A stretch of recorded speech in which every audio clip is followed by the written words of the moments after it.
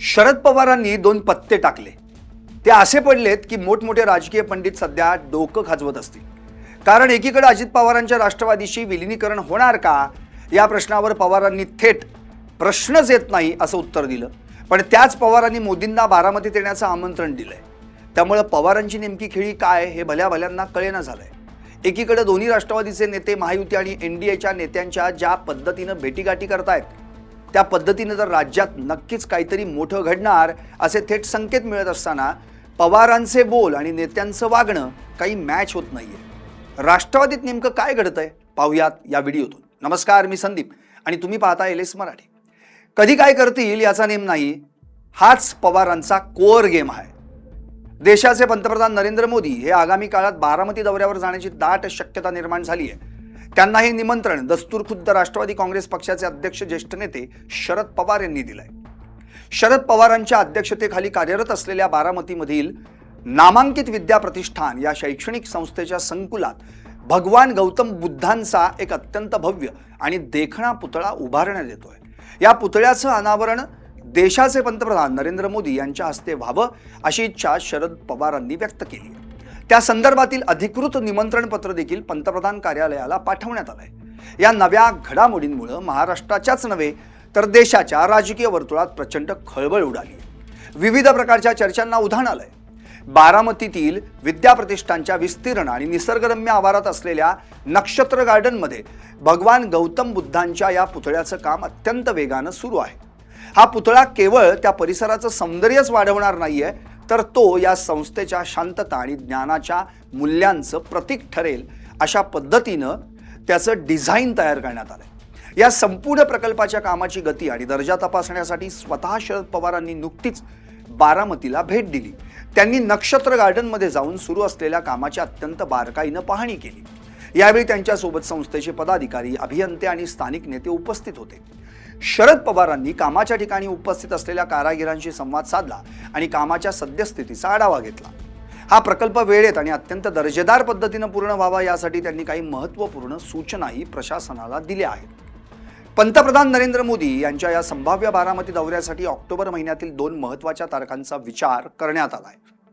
शरद पवार यांच्या म्हणण्यानुसार 2 ऑक्टोबर म्हणजेच राष्ट्रपिता महात्मा गांधी यांच्या जयंतीदिनी किंवा त्यानंतर 16 ऑक्टोबर रोजी या भव्य पुतळ्याचं अनावरण पंतप्रधानांच्या हस्ते करण्यात यावं असं या निमंत्रणात सुचवण्यात आलंय।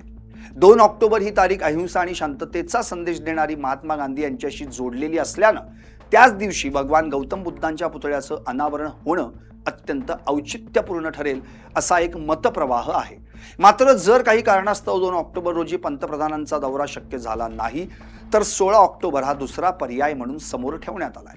जरी शरद पवार आणि त्यांच्या संस्थेनं या तारखा निश्चित करून पंतप्रधानांना आमंत्रित केलं असलं तरी अद्याप पंतप्रधान कार्यालयाकडून म्हणजेच पीएमओ कडून या दौऱ्याबाबत अधिकृत मंजुरी मिळालेली नाही। पंतप्रधानांच्या अत्यंत व्यग्र वेळापत्रकामुळे कोणत्या तारखेला संमती द्यायची याबाबत दिल्लीत अजूनही खल सुरू आहे। आता असं असलं तरी बारामतीत मात्र पंतप्रधान नरेंद्र मोदी येणारच आहेत हे गृहीत धरून स्थानिक पातळीवर अत्यंत मोठ्या प्रमाणावर आणि जय्यत तयारी सुरू करण्यात आली आहे। स्थानिक पोलीस प्रशासन, जिल्हा प्रशासकीय यंत्रणा आणि विद्या प्रतिष्ठानचे सर्व पदाधिकारी मिळून या दौऱ्याच्या नियोजनात गुंतले आहेत। सुरक्षिततेच्या दृष्टिकोनातून घ्यावयाची काळजी, हेलिपॅडची व्यवस्था, व्हीआयपी बैठक व्यवस्था आणि मुख्य कार्यक्रमाची रूपरेषा कशी असावी याचं कच्चं नियोजन आतापासूनच बारामतीत सुरू झालंय। पंतप्रधान कार्यालयाकडून हिरवा कंदील मिळताच या कामाला अधिकृत स्वरूप प्राप्त होईल। या संपूर्ण प्रकरणाला केवळ एक सांस्कृतिक कार्यक्रम म्हणून पाहणं चुकीचं ठरेल, कारण यामागे मोठी राजकीय पार्श्वभूमी आहे।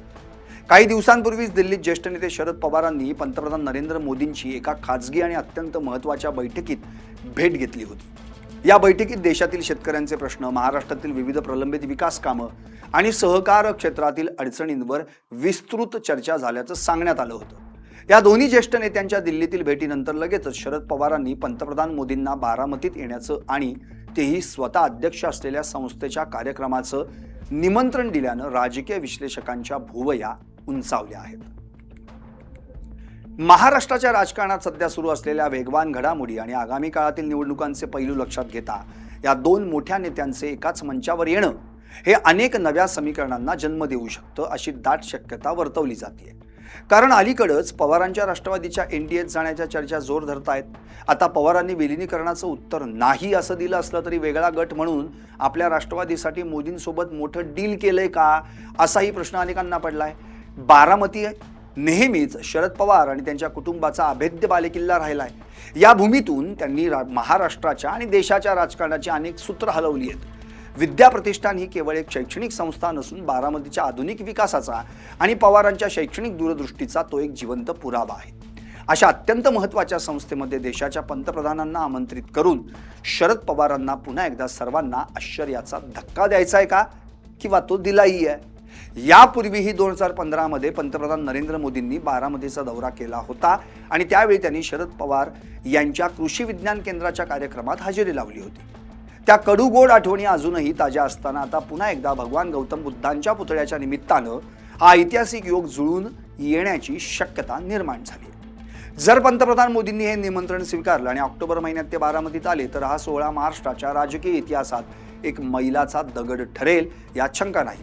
सध्या संपूर्ण राज्याचं आणि देशाचं लक्ष आता पंतप्रधान कार्यालयाकडून येणाऱ्या अधिकृत उत्तराकडे मात्र लागून राहिलंय.